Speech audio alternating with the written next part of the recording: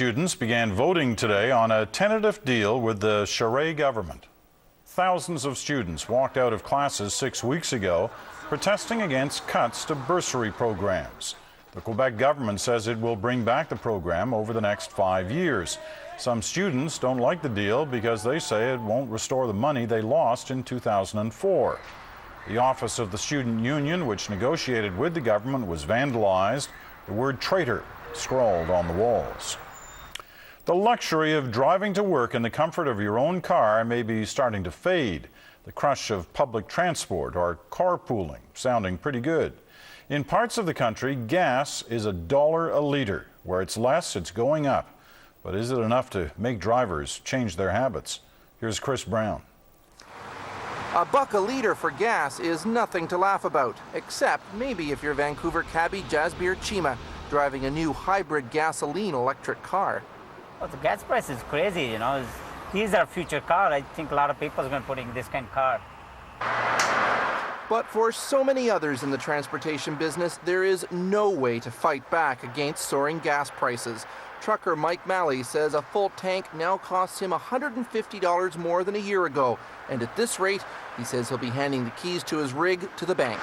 The customers, when they see the fuel is so high that lots of people, they try to get some cheaper transports around, and it's tough.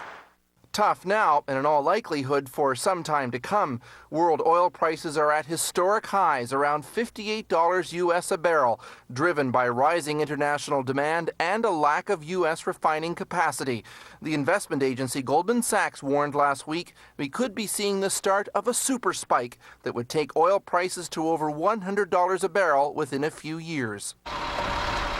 That mind-boggling scenario would cause massive global economic disruption, but even at current prices, there is already a big impact.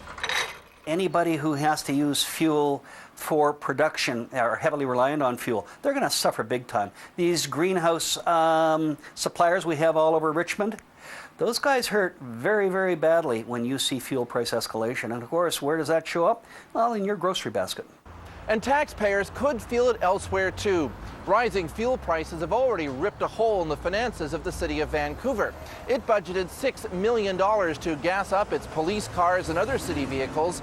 If prices don't fall by the end of the year, the shortfall will be almost $500,000. Summer road trips could also be in jeopardy if gas prices go above a crucial threshold. Studies in the past have shown that about $1.25 to $1.50 a litre is where people will really start to make changes. Jasbir Chima isn't waiting for that. Like so many of the experts, he believes gas prices are going higher, but with his new hybrid cab, he'll still be in business. Chris Brown, CBC News, Vancouver. To the financial markets now, where stocks traded in a narrow range and the Canadian dollar